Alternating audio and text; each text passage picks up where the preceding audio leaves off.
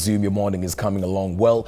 I'm Alan Owino, and this morning we'll be having a look at different issues pertaining to the state of the nation. Last evening, right here on K24, we had a special production on issues pertaining to the rollout of the new scheme, that is the Social Health Insurance Fund, and by extension, the authority that handles the same, that is the Social Health Authority. A lot of issues to look into with regards to that. Of course, the National Assembly also just raising questions on the issue, how much has been put into this scheme towards the purchase of new equipment, how much has been put to train healthcare workers to see to it that this rollout is actually put into place in good manners and in timely positions. We'll be looking and diving deep into this issue. We'll also be looking at the official resignation of Meg Whitman as the ambassador to Kenya, looking at the repercussions of the same. A section of Kenyans believing that this was long overdue, others believing that they will miss the impact that Meg had in terms of fostering those ties between us and our partners in other nations, among other issues that we'll of course be looking into. But before that, let's just have an update on our news desk. U.S. Ambassador to Kenya Meg Whitman has officially submitted her resignation to outgoing President Joe Biden.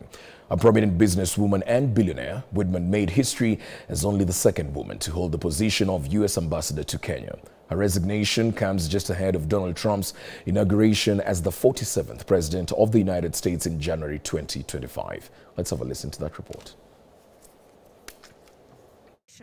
And the results. In a press statement, Whitman explained her decision to step down, citing the expected changes following Trump's return to the White House. During her tenure, Whitman focused on strengthening the U.S.-Kenya relationship, particularly in trade, agriculture, technology, and health. But her tenure was far from without controversy, with a number of incidents casting a shadow over her diplomatic career. One of the most contentious moments occurred during the 2022 Devolution Conference, where Whitman publicly supported President William Ruto's administration.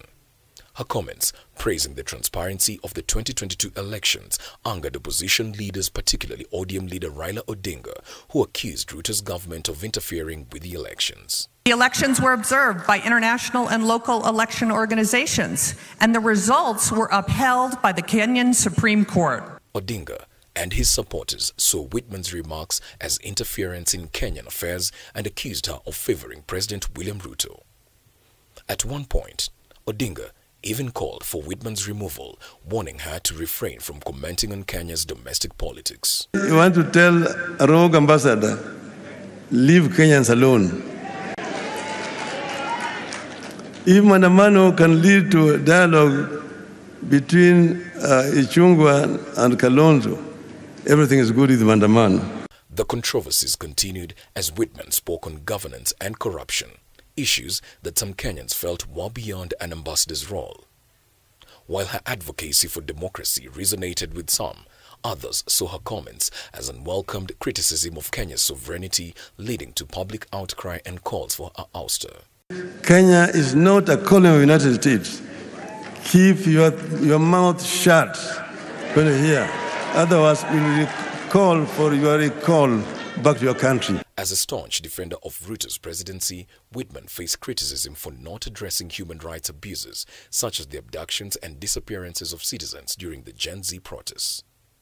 Her silence on these issues further fueled discontent, particularly among civil society groups and opposition figures. Kenyan politicians and diplomats have never taken such positions on American elections, imperfect and indecisive as they have been, from the Bush-Al Gore to the Biden-Trump. Our foreign friends and our foreign partners to get involved in those domestic conversations.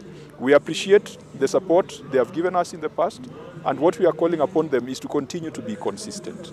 Some of the rights that are being trampled upon in Kenya are rights that were borrowed from the U.S. Constitution. Despite these challenges, Whitman remained confident in the future of U.S.-Kenya relations. In her farewell message, she expressed optimism that the 60-year partnership between the two nations would continue to bring prosperity, security, and democracy.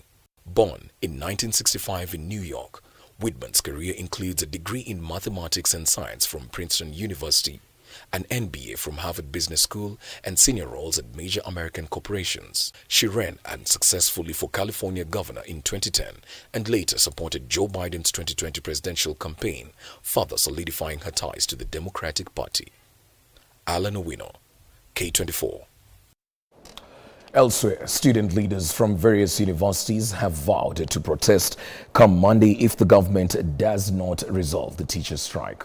They say the strikes have severely disrupted their studies, with more than 50% of the coursework unfinished. Frustrated by the situation, students are now demanding that the government refund part of the fees they've paid, as they have not attended any classes this semester. 18 days since another round of lecturers' protests began, students from various universities expressed frustration as more than 50% of their coursework is unfinished, yet some have paid fees. We are supposed to start our exams 1st of December, and I've just studied 3 topics.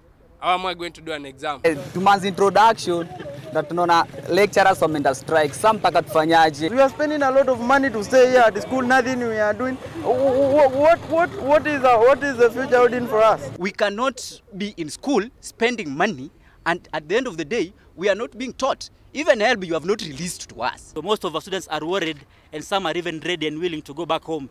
And we are scared that if they go home, they won't come back, and some of them will even drop out. Before the end of this week, we shall walk to those doors and those offices, to the CS for Education, to the place of higher learning, and even to all the top admins, and even sit with WASU leaders, so that we now mediate. We will now be the Kofi Annans and set a solution towards this problem that is really affecting us. They have now warned of a strike come Monday if the government fails to resolve the lecturer strike. From Monday, if the lecturers will not resume back and attend the lectures, then we are going to join them in the streets. If this continues, we shall come out as comrades to defend our lecturers. The VCs should advocate for the government to give the lecturers the money that they should be paid. Comrades power. Because we know very well that these lecturers, even if we coerce them to come to class, they will teach us when they are moody. And some of us, when under those circumstances, people will get marks and grades that they do not deserve. The frustrated students are now demanding that the government refund part of the fees, as they have not attended any classes this semester. The fees that our parents are paying are a lot. So they're even asking, once the semester is extended, will they add extra fees, or will the government or the school or the administration or the lecturers allow us to extend the semester for free? Others worry that the ongoing disruption will delay their graduation. We have already calculated the graduation dates, which is next year. See, everyone is hoping to graduate next year. Yes. Who is ready to extend? As tensions continue to rise, the students are calling for both sides to come to the table and negotiate an amicable resolution before things escalate further. Harriet Chimea, K24. It's now evident that adults have been majorly involved in exam malpractices in this year's KCSE. This, according to Education CS Julius Migos, who says this is contrary to previous cases where students were the main culprits. Additionally, several students in Garissa, Nyamira, Nandi and Baringo counties have been arrested after they were found with phones inside examination rooms. Electa Odero with that report. This year's KCSE exam cheating cases seem to be taking a different turn. Unlike before, where students were the main culprits, this time, adults have been caught red-handed. There are a number of arrests that have taken place in Siaya. There were a number of arrests that took place in Eldoret, and all of them relate to adults. According to Education CS Julius Migos, the number of adults involved in exam cheating is high. Students are not really part and parcel of that particular syndicate. Speaking while distributing exam papers at the Kenya National Examination Council's container at the Kabete County Commissioner's Office in Kiambu County, Migos said they will release statistics on exam malpractices immediately after the exams. We'll be able to reveal the extent of the cartels that are involved in these particular attempts. And once we determine, we'll then be able to proceed with the prosecutions and ensure that whoever is involved faces the full force of the law. In reported cheating cases, 2 students from Ihia School in Garissa County and St. Mary's School in Baringo County were arrested after being found in possession with mobile phones in the exam room. In Nandi County, Center Manager, Supervisor and 2 invigilators at Kimemei Mixed Secondary School have been arrested after a CRE paper 1 of a candidate was found circulating on social media. In Nyamira County, a candidate at Sironga High School was found chewing a piece of paper when an exam officer approached. The paper was not found, and as the exam was nearing completion, the student collapsed and was taken to a nearby health center. Electin Odera, K24 TV. It appears that Madeira Member of Parliament Eric Wamumbi is in trouble after residents initiated a signature collection exercise to recall him from office. The angry residents expressed their dissatisfaction in his leadership, citing his support for the impeachment of former Deputy President Rigathi Gachagua as the main reason. Our reporter Edwin Mbugua has the details. Weeks after the impeachment of former Deputy President Rigathi Gachagua, locals from Madeira constituency have launched a recall campaign against the area Member of Parliament Eric Wamumbi. Na sisi tuko na usubu juu alikataa kusimama na Deputy President watu Rigathi Gachagua, na hiyo kitu hata kama walimpish kwa roho yetu walimpishi huko, lakini kwa roho yetu hatatoka. IBC ikitengenezwa vizuri watagucha watu wote kutoka Wamumbi, Wamatinga na wengine wote. In a signature collection process that kicked off on Wednesday in Karatina town, the resident who overwhelmingly supported Gachagua accused Wamumbi for turning his back on Gachagua in the hour of need. Kwa hiyo soko hapa tumesimama, ndipo former deputy alikuja hapa akatuambia tuchague huyu kijana, si mbunge, ni kijana juu hata amezaliwa hapa hapa, hiyo ni kama bradhangu, na tuko na machungu sana kwa vile alienda kuaibisha baba yake, juu kama huyo ni kama baba yake. Hata ukienda kwa hii barabara ya kwenda huko kwa Rigathi Gachagua, hiyo barabara yote imeharibika, hawezi tengeneza. Mbunge wetu wa Madeira saa hii ukimpigia simu hawezi akashika. Mbunge wetu wa Madeira saa hii kazi yake ni anaishi Roiro, Kiambu na Murang'a. Huko ndiye anaishi. Hapa Madeira hana haja na Madeira. Their grievances, however, ran deeper than the perceived betrayal and accused their Member of Parliament for neglecting the needs of the community he was elected to serve. Sisi hapa soko ya Karatina tuko na makasiriko sana sababu ya Eric Wamumbi. Sababu tulimtuma hapo bunge atufanyie kazi hapa Madeira na hakuna kazi anafanya, alienda siasa. Alienda kutiki Rigathi Gachagua atoke kuwa Deputy President. Mimi naitwa William Kariuki Mudia. Na mimi Wamumbi simutaki hapa.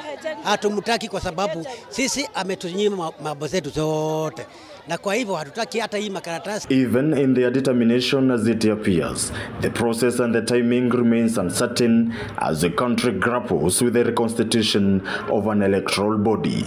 Edwin Mbugua, K24. The rollout of the new health scheme has been marred with controversy as patients continue to bear the brunt of the skewed implementation. This comes even as the acting SHA CEO Elijah Washira was yesterday suspended by the authorities board, throwing a spanner into the works amid concerns over the efficiency and competency within the Ministry of Health. 43 days ago, the Social Health Authority was officially rolled out, with the implementation marred with the challenges across the country, leaving patients with a burden on their shoulders. Despite these issues, President William Ruto and Health CS Deborah Mulongo have defended the scheme, accusing critics of spreading misinformation. Hii SHA inafanya kazi. Nimeenda Kenyatta University Teaching Referral, nimeenda Pumwani. Nawaambia jameni, sikizeni. Tujisajili. Recent events have raised even more questions over the rollout. This is after acting SHA CEO Elijah Washira was sent on compulsory leave over alleged misconduct, including the diversion of 1.6 billion shillings meant for debt clearance. The suspension of Washira comes just a few weeks after key changes into the leadership of the Social Health Authority. Mohamed Abdi, appointed to replace Timothy Olweni as the new chairperson, just 2 weeks before the official rollout of the scheme. Question is, has the changes made in the leadership of the authority affected the rollout and implementation of the new scheme. Many expected Health CS Deborah Mulongo to be on the front line in overseeing the rollout and providing answers to questions being asked on the new scheme. But that has not been the case, with his Principal Secretary for Medical Services, Harry Kimtai, playing that role. Kimtai, who came under fire over his sentiments calling on Kenyans who decried over contributions and services being offered and not being commensurate, has been tasked time and again by the CS to tackle key issues raised over SHA even before various House committees. This was on display on September 30th when CS Mulongo struggled to explain critical issues regarding the new health scheme before the National Assembly's Departmental Committee on Health. The occurrences during the session raised concerns of how the CS entrusted to oversee the rollout was at pains to give clear explanations on concerns over the new health scheme. Mulongo on Sunday during a church service attended by his boss, President William Ruto, claimed that the new health scheme was perfectly working, her sentiments being the complete opposite of what patients are going through, especially those suffering from chronic illnesses who are being forced to pay in cash to access crucial services like dialysis, despite making contributions to the new scheme. When we came in the morning, we were told that there is no dialysis without payment. Approximately 76,000 per month. Per session is like 7,500. Sijakuwa nikitoa anything. Elijah Washira, who was sent on compulsory leave yesterday, has been in acting capacity for almost a year, with his successor Robert Ingasira also appointed in acting capacity. Patrick Amoth, who was formally appointed in August, served for almost 4 years in acting capacity, raising concerns as to why that was the case, despite the wealth of experience in matters health he brought on board. The big question is, why are senior officials entrusted with crucial matters including the health of millions of Kenyans in acting capacity? Faith-based organizations raised concerns over the senior officials being in acting capacities, claiming that it was a plot to evade accountability. Ule mtu kwa sababu ni kaimu hajakuwa confirmed, yeye ndiye anapaswa kutekeleza na kutoa amri ya vile mambo itafanyika, unakuta kesho ameshaondolewa. Sasa akiondolewa na kunaletwa mwingine, kabla huyu aelewe vile mambo imekuwa ikiendelea, unakuta mambo imepotea. Elsewhere, faith-based hospitals are on the brink of closure if the government doesn't clear its outstanding debt of over 5 billion Kenyan shillings owed to them. As these facilities transition to the new health cover system, they claim the government has yet to address the payment owed by the now defunct National Health Insurance Fund. Mela Kisenya with that report. As the government shifts from the challenges of NHIF to the implementation of the new Social Health Authority, faith-based hospitals are expressing demands over unpaid debts and unresolved issues in the new contract. NHIF hiyo watamaliza. Kwa sababu ndio wanasukumia watu mpaka tuingie katika SHA, tuingie katika SHIF. Kwa hivyo NHIF itakuwa imefutiliwa bali. Na sasa uoga wetu ni je? Kwa sababu imefutiliwa bali na kuna madeni ambao hatujalipwa. Hii pesa tutalipwa na nani? They have rejected the Social Health Authority contracts, citing unpaid dues and unfavorable contract terms. We speak to Joseph Ngige, a representative from the National Council of Churches of Kenya, a policy advocate for the faith-based hospitals. More harm than good. The percent ya Wakenya wote wanahudumiwa na hospitali ya kikanisa. Si kanisa inapaswa kuwa inasikilizwa kwa njia kuu. Pesa tunandai serikali ni over 5 billion. Ngige argues that faith-based hospitals have provided quality medical care for the disadvantaged communities, especially where government facilities struggle with drug shortages and mismanagement. Serikali isipoachilia hii fedha, itaweza kuwa vingumu kuendelesha hii biashara. However, due to the mounting debt and financial challenges, they may be forced to shut down. Shortage of essential drug supplies, insufficient resources, including beds and equipment, delays in staff salary payments, limited capacity to offer essential health services, and debts from bank and SACCO loans. Tunaona katika nchi yetu ya Kenya, mambo mengi sipotipitia katika politics, haiwezi kaenda through. Na tunaangalia tunaona kuna siasa mingi katika hii mfumo. Despite the government announcing a disbursement of 9 billion Kenya shillings to clear debts, they have yet to receive any funds. Although they claim they were involved in the policy formulation process and shared their reservations, the government, however, has consistently ignored their input, and now they claim a dark cloud hovers over the health sector. Milia Kisienya for K24 TV, Nairobi County.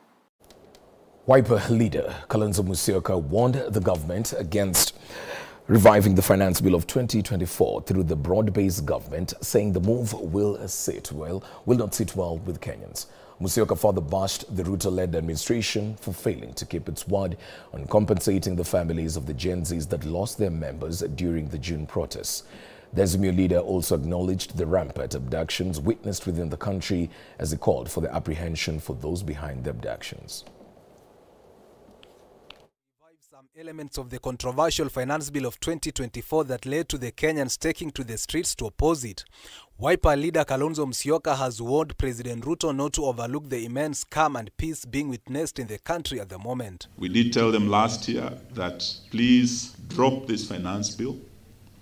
They did not listen to us, and it costed lives. 75 died last year, over 60 died this year, and bringing back this finance bill is like bringing back the storm that caused bloodshed. The Azimio leader voiced his displeasure in the government for failing to fulfill its promises, stating that the Kenya Kwanza administration is yet to compensate the families of the Gen Z victims that lost their lives during the 2024 finance bill protests. And even as we speak, those issues have not been sorted.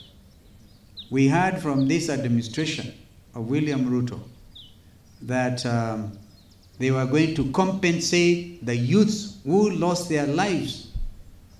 The families are still waiting. No compensation, no talk even, no indication whatsoever that you are willing to talk to these parents. Well, I think it is important. Justice demands that we don't make promises that we can't keep or we don't intend to keep. They just wanted an escape route. Leaders accompanying the Wiper leader as he received his Peace Ambassador Award of the Year further blamed the government for mishandling key infrastructure projects such as the Jomo Kenyatta International Airport. The sale of JKIA, a lot of Kenyans are not at peace with what has happened with Shisha. A lot of Kenyans are dying there. They don't know peace. But also with the sale of Ketraco, a lot of Kenyans are not peaceful at all. But we have gotten orders in court, and our leader is also leading us in court. Anthony Kwemoi, K24 TV, Nairobi. Elsewhere, coffee farmers across the country have been urged to minimize or avoid the excessive use of pesticides to meet international market standards. This follows the detection of chlorpyrifos, an active pesticide ingredient in coffee beans. Stakeholders in the sector have warned that the country risks losing access to the Japanese market if the issue persists, potentially impacting production and exports significantly. Gertrude Bugay has more. Facing the threat of losing its 1.5 billion shilling coffee market in Japan, with officials now raising concern after detecting high levels of chlorpyrifos, a pesticide ingredient not approved for use on coffee. During a cooperatives meeting, farmers have been urged to adopt more sustainable farming practices, such as integrated pest management, which can help reduce dependency on harmful chemicals. About 1 or 2 years ago, we received a letter of caution from Japan, indicating that our coffees have very high MRL or minimal residue, maximum residue limits, and I would even propose that we go organic, much as it is expensive, but you find that farmers are getting, the few farmers who have embraced organic farming, they are getting a return on the investment. They are further calling for a government subsidized support package to ease production costs, especially as local coffee consumption remains low, with the goal of increasing payments to farmers and ensuring the sector thrives. So we will request the government to ensure that we have a package, and we also request that this be distributed under new KPCU, because at the moment fertilizer is being distributed under NCBP, but in some areas, like I'll give an example, Sagana. Well, we'd love to take a break right here on K24. That is News Dawn. We'll be back with more updates in a short while as we prep for this morning's conversation. Stick around.